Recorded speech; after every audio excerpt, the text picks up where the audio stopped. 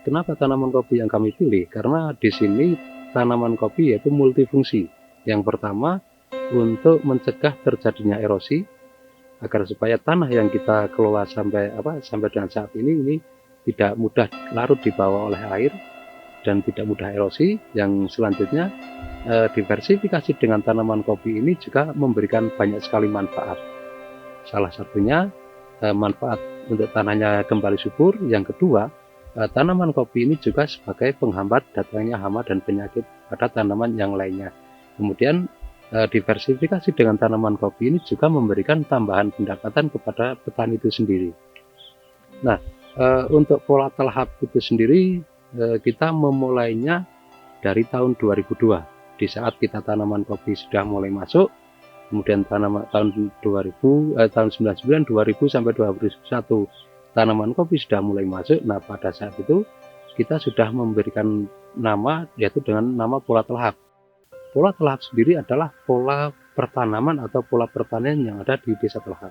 Di pola telahap ini kita mewajibkan setiap petani yang ada di desa telahap ini minimal dalam 1 tahun itu ada 4 komoditas yang bisa dipanen, agar supaya sirkulasi ekonomi yang ada ini tidak terputus.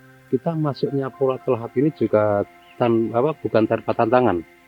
Artinya kita merubah mindset, merubah pola pikir dari masyarakat. Jangankan satu Temanggung, satu kabupaten Temanggung, bahkan kita merubah mindset satu warga masyarakat di desa telahap ini juga tidak mudah, karena mereka berpendapat bahwasanya komoditas yang baru ini akan mengganggu komoditas yang terdahulu. Padahal di komoditas yang baru ini mereka bisa mendapatkan tambahan pendapatan dan juga menyelamatkan lingkungan yang ada. Nah, untuk tantangan pola telahap terhadap petani tembakau, yaitu yang pertama jelas mengurangi populasi tanamannya, mengurangi populasi atau jumlah tanaman tembakonya. Kemudian yang kedua, tanaman kopi ini masih dianggap sebagai tanaman pengganggu.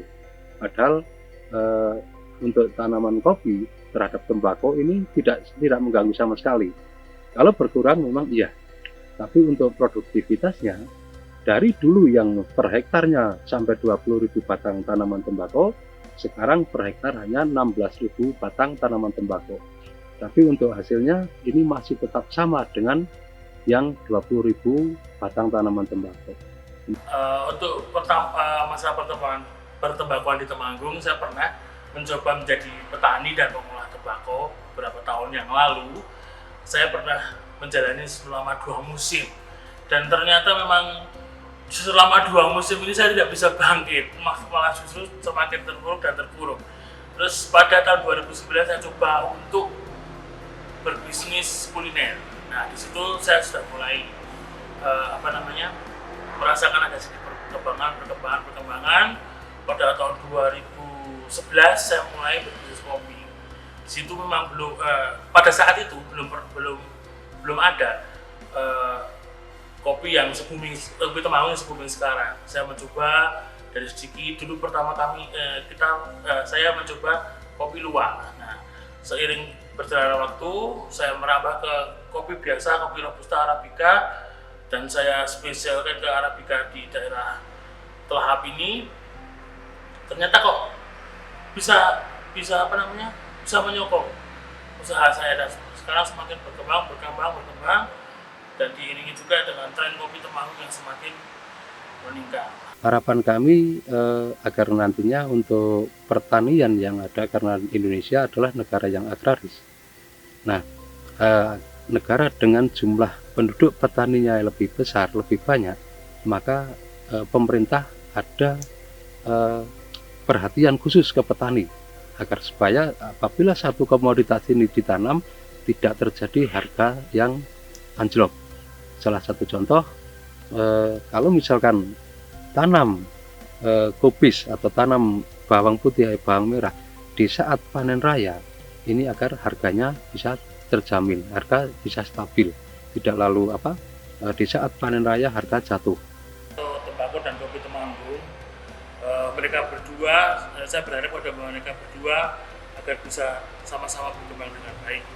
Tentang kopi, agar supaya nanti bisa menjadi kopi yang lebih baik lagi, kopi terbaik mungkin jadi kopi terbaik yang di Indonesia untuk kopi Temanggung. Dan saya berharap tembakau menemukan pasarnya yang lebih tepat agar petani tembakau tidak seperti sekarang ini. Mungkin dengan